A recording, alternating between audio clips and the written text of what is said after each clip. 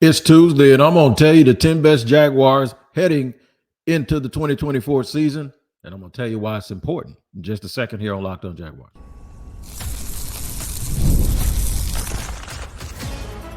You are Locked On Jaguars, your daily Jacksonville Jaguars podcast.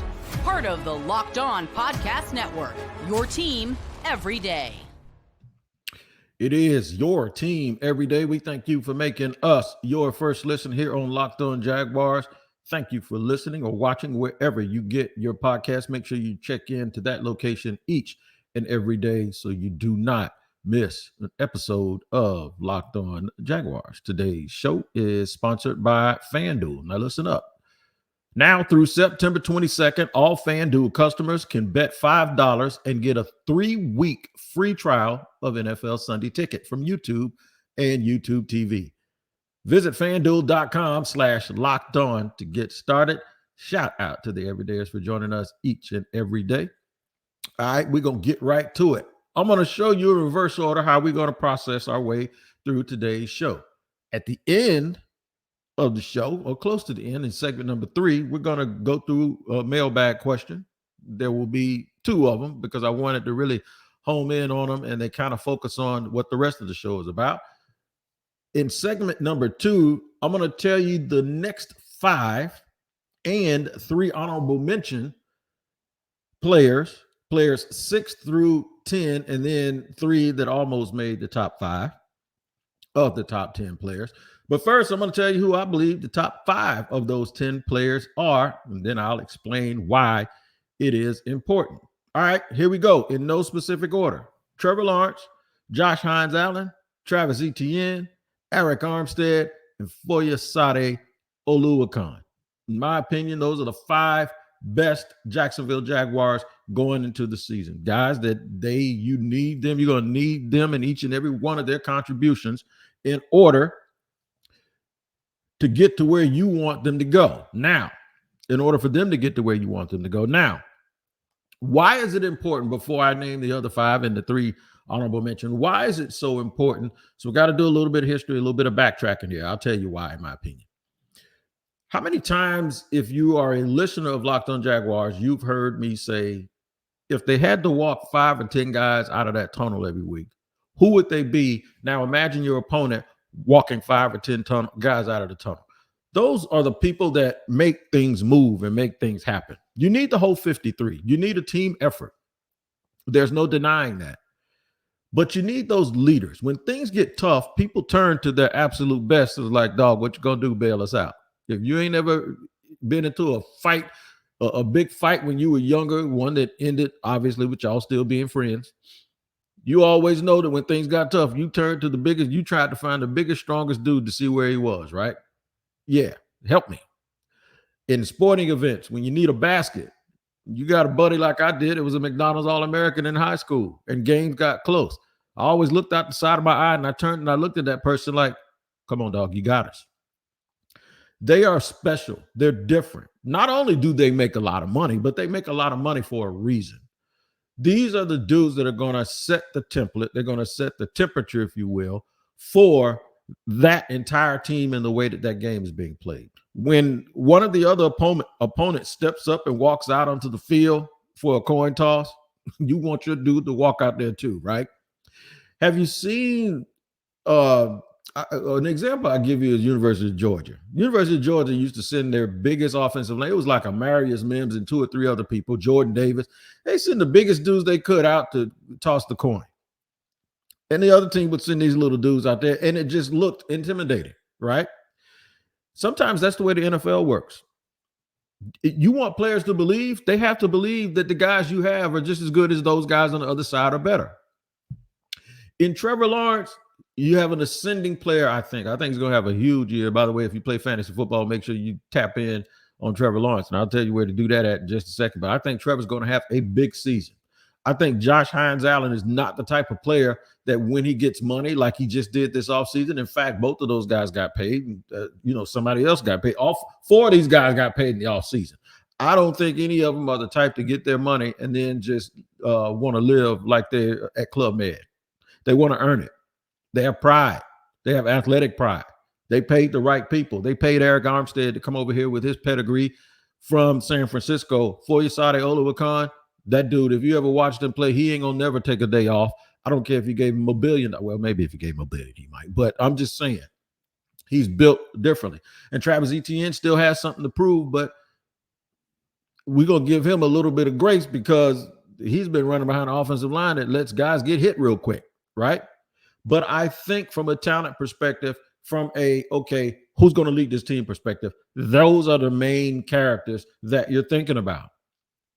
And I like the way it's set up because you have an inside rusher, you have an edge rusher, you have a linebacker who plays off the ball in a Mike situation, who's the quarterback of the team.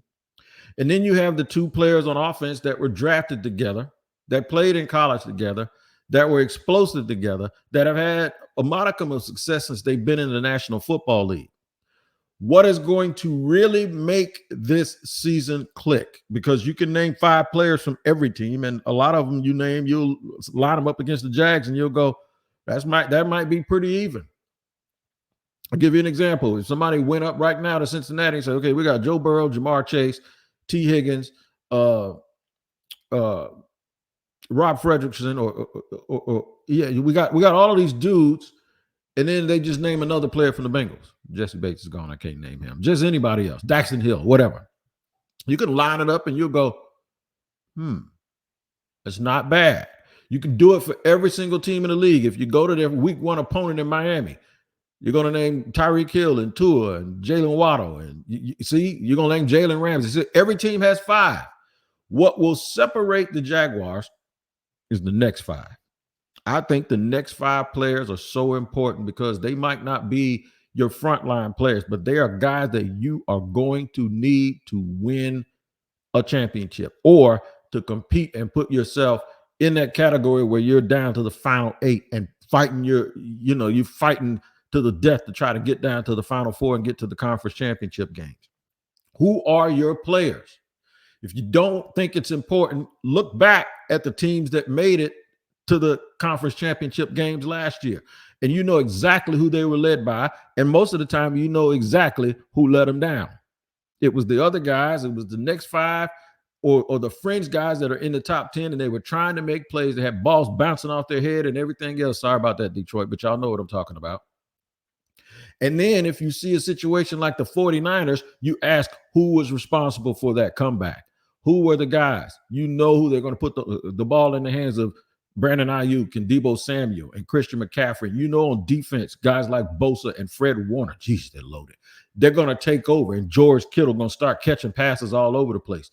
Some of these teams have 5 guys, and you can't separate the top 8 because they're all very, very good. You have to be in that group if you're the Jacksonville Jaguars. So far, Trevor Lawrence, Josh Hines Allen, Travis Etienne, Eric Armstead, and Foyesade Oluwakan.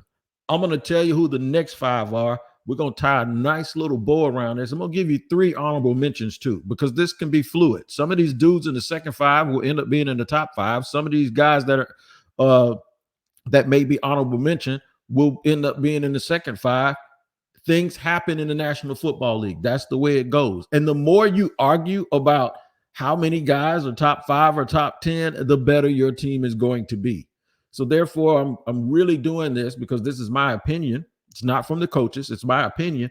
But I'm also trying to let you see that regardless of how we feel about certain fragments of the team, like the offensive line, that there is reason for optimism. There is reason for hope. And we're going to continue to tell you about it here in segment 2 of Locked On Jaguars in just a second. Today's show is brought to you and sponsored by FanDuel. Now, you heard us talk a lot about FanDuel, which is America's #1 sports book. We have something a little different for you now. Now through September 22nd, all FanDuel customers can bet $5 and get a 3-week free trial of NFL Sunday Ticket from YouTube and YouTube TV. You heard what I said. All FanDuel customers can bet $5 and get a 3-week free trial of NFL Sunday Ticket from YouTube and YouTube TV.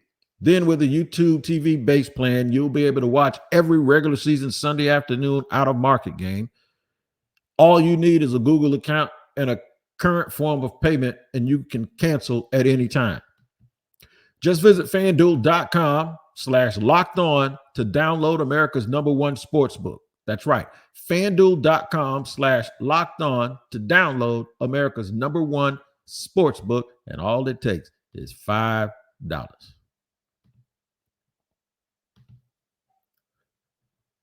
Segment number 2 here on Locked On Jaguars, where it's your team every day. Always thanking you for making us your first listen. Always glad to have the everydayers join us and the new folks. Thank you for joining us here on Locked On Jaguars. All right, so we're naming the 10 best players. We've kind of given you an idea of why that is so important. Just imagine who. I just think about stuff like the Game of Thrones, and I see these dudes up front on their horses, and then I see those other guys. Just imagine the feeling of euphoria that you now may have, because in the past, if you were a Jaguar fan, you didn't think your team could measure up to the other players. And even sometimes when you were just being optimistic about it, if you really, really, really want to hammer in on whether you're being honest or not, if you're optimistic but going, I don't know, then you probably ain't that optimistic. Now, you can look at the Jaguars roster and you can look at their top flight, top line talent and say, we got enough. We have enough. There's been so much focus on lifting the floor of this team. And in the offseason, I talked about injecting talent through free agency that's not necessarily the top, not necessarily the floor, but it was right smack in the middle of this team. There was more than one way to build your squad up. Again, the first 5 I've named is quarterback Trevor Lawrence, edge rusher Josh Hines-Allen, defensive lineman Eric Armstead, running back Travis Etienne, and linebacker Foyesade Oluokun. That's a hell of a 5. And 4 of them under contract for a long time. And then Etienne has 2 more years before they have to do anything. So this is going to be a part of the core group of this team. Now, the next 5. This is where I know I'm going to get a little pushback from some people, but that's okay. It's my opinion. Trayvon Walker. Yeah, I said it. And people know that I'm a big fan of Trayvon and how he carries himself and what type of person he is and all of that stuff. But he's also, as I asked last week, I asked defensive coordinator Ryan Nielsen about him. And if y'all remember in the press conference, he goes, and you can find it on Jaguars.com or on the YouTube page. He goes, let me tell you something. And he pointed his finger. I know if you can't see me, he pointed his finger. And when he has something to say about somebody, he talked about talent, twitch, size, length, quickness, athleticism, and then he talked about work ethic. That dude does a lot of things that people don't brag about. So he's on the list, and he's very high on the list. Trayvon Walker is, I wouldn't even be shocked if he's in the top 5 at the end of the season. Tyson Campbell. And I know my boy Sam was like, oh God, here we go. No, I'm telling you, I have seen him close up this year. He's a different person. He looks different. His body looks different. It looked like he is really, really responding to what defensive back coach Chris Richard is putting on him, and he's accepted it. Folks talked about what he could and couldn't do. I think right now Tyson Campbell is ready to roll and is worth the money. It's going to look like a bargain, the money that they gave him after this season. His running mate back there, Andre Cisco. Yeah, this is a little bit projection, but the reason why I'm projecting this is because his physical talent is undeniable. He just has to stay healthy. That is it. He just has to stay healthy. I'm going to go on record saying that if Andre Cisco can manage to stay healthy, he's going to show himself to be a top 5 safety in this league. And that's with guys like Minkah Fitzpatrick. And I don't even know where Jalen's playing right now, but wherever Jalen Ramsey is playing at, he's one of the 5 best. Guys like Jesse Bates, people that really, really play that position with the speed and the athleticism. And I do think being a split safety, the way that they're running it and switching it up on defense is going to help him show his ability. Christian Kirk. I got to put one of the wide receivers, and I kind of include Evan Ingram in that whole receiver conversation. I got to put one of the wide receivers. So I'm going to put the dude that has been the most reliable wide receiver the Jaguars have had here in a long, long time. Probably maybe since Allen Robinson, and maybe even a little bit more reliable than that. But he has really been, outside of being hurt at the end of last season on a game. He got hurt in the game that we saw against Cincinnati. He's really, really been Mr. Reliable, and he's been steady Eddie. I don't care if you push him down to number 1 or number 2. He continues to just be Mr. Reliable and steady Eddie. And I think had he not got hurt last year, he would have had a career season. Anton Harrison is number 10. Yep, I'm taking an offensive lineman. It's hard when the group doesn't necessarily do well to take one person out of that group. But I'm going to do it because if this one person wasn't in that group would look a whole bunch worse than it already does. I'm telling you, they would look absolutely worse than they already do. And when you watch tape, you see him do stuff that you want to see all the linemen do. Somebody showed me a preseason tape the other night where he was beating the hell out of a dude all across the hash marks, across the numbers, and all the way to the sideline. That's a second-year player out of University of Oklahoma, and you never hear anyone talk bad about him, even though they repeatedly bash that offensive line. Anton Harrison is not one of those people. And this isn't putting him in the top 10 by default. This is putting him in the top 10 because of what he did on the field, his pedigree, where he was drafted, what it looks like, the lack of worryation, if that is a word that you have about him. In fact, he's the breath of fresh air in a room that ain't really the favorite room of a whole bunch of Jaguar fans right now. I think Anton Harrison is a top 10 player on this team and could challenge to get even higher and maybe into the top 5. Now, I know y'all are sitting there looking like, okay, who's not there? I ain't going to tell you right this minute. I'm going to tell you who's not there in the third segment. And then I'm going to get to mailbag questions. I think those things will tie in together. But I'm also mentioning some other people. I'm going to mention some role players in segment number 3 that can really, really, really make a difference for this team and on any given week be the reason why this team wins a game or two. And I think it's very, very important that we acknowledge all of those players because you now start to see a total picture. And as you're getting your head ready to start filling out where the roster is going to be and who's going to be on the 53 and who's going to make the team, this will give you an idea of the starting point for a lot of people. All right. So we're going to do that in just a second in segment number 3. Also, if you're listening to this show and you play fantasy football, thank you for making Locked On Jaguars your first listen today. For your second listen, enjoy the Locked On Fantasy Football podcast. Get daily insight to the best fantasy draft strategies so you can win your league this season. Part of the Locked On Podcast Network, your team every day. All right, so here's what we're going to do. We're going to run through the honorable mentions, then talk about some guys that we know aren't on this list that can make a statement or on any given week be a hero. And I'll give you some examples of guys that have done that in the past, in the recent past here in Jacksonville. We'll do it in just a second here on Locked On Jaguars.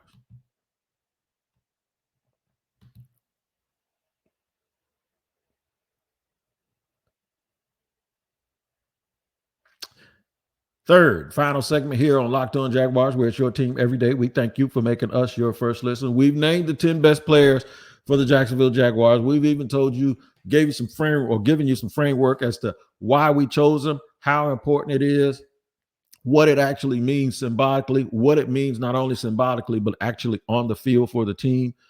But we've also left room that there can be other guys that on at any given moment can steal the day. I can tell you some of those people right now from the past. How many times over the last 2 years did Rayshon Jenkins save this team? A few times with huge plays. The playoff game against Tennessee a couple of years ago. The game that they needed to win in Dallas a couple of years ago. Rayshon Jenkins was the hero. I don't think he was ever one of the 10 best players on the team, but he was a hero that day. The biggest name left off of the top 10 that I believe is, if you wanted to mention this player, you could. In fact, if you want to make it an 11 and tie him with somebody, you can do that too. And that's Evan Ingram. I don't want to get into this thing where people think I don't appreciate Evan Ingram for who he is. I do.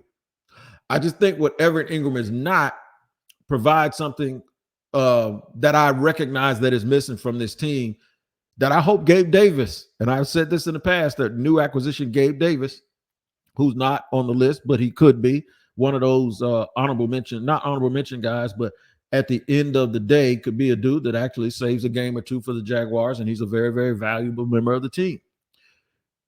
And that thing is to catch balls in the seam and down the middle of the field. That, I don't know if Everett just doesn't do it well. I don't know if they just didn't have it in the route tree for him, but he caught a lot of balls along the hash, and he caught a lot of balls, and there were some times instead of taking hard cuts in front of people, he would olay and go around them. And that lack of physicality creates a little bit of situations where when you do that, guys that are guarding you, if they're sitting back in the zone or even if they're playing man-to-man, you don't allow them to, or you don't cause them to get put out of position so they can still guard two people. I was sitting up there with a coach in the press box a few times, and we saw that. And the coach just said, if he just run right at him and make that cut, he gets in between his guy and the other guy that they're throwing the ball to, and he allows a pass to get in. But when he goes around it, he lets the defender off easily. That's on one of those out cuts where you run up the seam and go out, where if you put pressure on the defensive back and make him turn his hips, and then you turn, you either get a completion or they can complete it to somebody else. And that guy's not sitting in Never Never Land where he can play help defense like they do in basketball. There's a couple of times he did that. Those things aren't necessarily why he's not on the list. I just think with more people to throw the ball to, and I'm gonna mention one or two of them. I already mentioned Kirk and I already mentioned Gabe Davis. I just don't think his impact is going to be top 10 worthy on this team. I think it's still a wonderful impact, and that's why he's an honorable mention. That's why Brian Thomas Jr. is right there next to him as an honorable mention on this team, because I think there's a nature of big playability that he's going to bring to this ball club. I will tell you this. Sometimes in October, late October, Brian Thomas Jr. will probably be in the top 10. I just don't think it's going to start that way when the season starts. And it could very well start off right at the very beginning, that the production that I anticipate Brian Thomas Jr. making, he actually makes that production right off the bat. That could definitely happen. Darnell Savage is the third one. So there's three honorable mentions: Evan Ingram, Brian Thomas Jr., and I'm going to include Darnell Savage. He hasn't played a down for the Jaguars. There are people in Green Bay, shout out to Locked On Packers host Peter Bukowski, didn't say he didn't like him, but he didn't say he loved him either, right? But I will tell you this. From what they're going to ask him to do, it's probably the beat on him that they had when he came out of college. I even mentioned that to general manager Trent Baalke. They know what they thought guys would be good at. And so if guys went somewhere else and they were deployed a different way, it doesn't mean that that player can't play. In fact, Darnell Savage's tape is good enough that you would see why any team would want Darnell Savage. But to ask him to come here and be an online or an inline slot defender, that's not necessarily, he did some of it, but he didn't do a whole bunch of it. That's usually a little bit of a red flag. But for me, it's not, because I trust Chris Richard, I trust Ryan Nielsen, and I also trust that this evaluation came down to just more than his tape. It came down to a little bit of projection. And I trust this defensive staff. I trust that there was somebody that said, go get Savage. I think he could do this. We saw him in the draft. And so I think that that's what played into this. And Doug Peterson is so much, even though he's had a red non-contact jersey on, he took it off yesterday.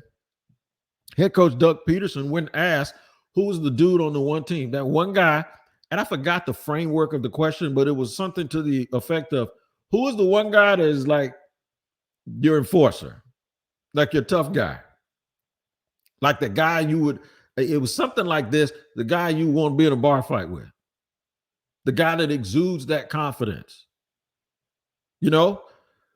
And Doug Peterson thought about it, and then he said, probably Savage. You know how much of a savage, no pun intended, you got to be for a coach to say that about you, and you ain't played one game yet. In fact, you ain't hit nobody in practice because you got a red jersey on, but he already knows that you're an alpha. that you're probably the alpha for the team. That's huge. Really, really big. Some role players that could play a key part in this team. Tank Bigsby. You want to talk about setting the tone? There have been times in NFL history where the backup running back actually set the tone more than the starter. Do y'all remember when Dallas had a couple of running backs and Marion Barber wasn't even a starter? He was the backup, but he would come into the game and bang, bang, bang, bang, bang.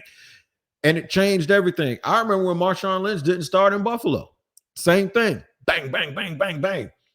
Made a name for himself. Gus Edwards in Baltimore. Not a starter. Comes in. Boom, boom, boom. Busting people all in the head. And it just sets the tone for the team, and it provides a much-needed spark, especially in goal line and short yardage situations.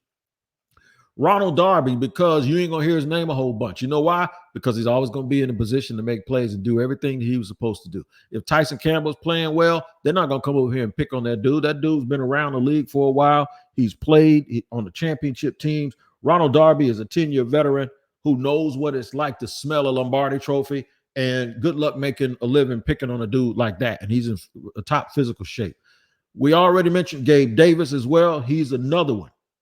And Parker Washington. Between all of the things that he can do, Parker Washington understands his role more than anybody. Everybody wants to start, but when he gets an opportunity, if he gets 10 plays, he's going to try to make a play 10 times in a row. That's what he is. He's living for it. He's on the edge. He knows he has to get it done if he wants to get more and more minutes and get a second paycheck, and he is prepared, and he looks like a dude that's just absolutely ready to get that done. Now, I did have one mailbag question that I wanted to get to because I actually covered the other mailbag questions. So one of the mailbag questions was, who are some of the most unheralded people that you think can make a big time contribution this year?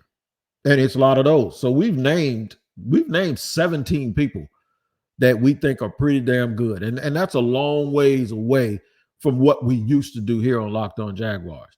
Mailbag question from El Mars Lamo says, will Antonio Johnson be the starting safety this year with Savage playing in the nickel, or will Savage start at safety while Johnson plays in the nickel or as a backup safety? That's a great question. I think if things go the way that they're going right now, the way that it looks, at least on the way too early depth chart, that they'll start Savage and Cisco at safety in the field, and the nickel will be Christian Braswell. And I think that has been organically done because Braswell has done so well that this is what they believe that they could do and get away with. I do think if they go to a situation where they need to be more stout against the run, that's when you'll see Antonio Johnson at safety, or that's when you will probably start seeing them go to some sort of big nickel with Terrell Edmonds back there because he's a boomstick guy. But if you see Antonio Johnson on the field, that means Darnell has gone back down to the line and is back in the slot. That's just my guess. No telling what the coaches are going to do, but we will see. Any roster information that will come up over the next few days as the Jaguars get ready for the Atlanta Falcons in preseason game number 3. We will have it for you here on Locked On Jaguars. Of course, on social media, we'll always drop stuff that makes you that keeps you up to date here on Locked On Jaguars. And we'll do a little game planning. Start to talk about individual things that we want to see, since you're going to see the starters for a whole half. And I think you'll also see the starters for a whole half against the Atlanta Falcons. There are some things that the Jaguars need to improve on, and some other things that we have to watch out for with this particular team. And I'm going to let you know what those are. Make sure you tap in to the Locked On Fantasy Football podcast and make that your second listen. Get daily insight to the best fantasy draft strategies so you can win your league this season. You can find the link to Locked On Fantasy Football in the description, so you don't need to search. Part of the Locked On Podcast Network, your team every day. And every day means just that. So that means tomorrow is a new day, and I'll be here then too, giving you all the information you need here on Locked On Jaguars. You guys take care of each other, and I will do the same. We'll see you next time.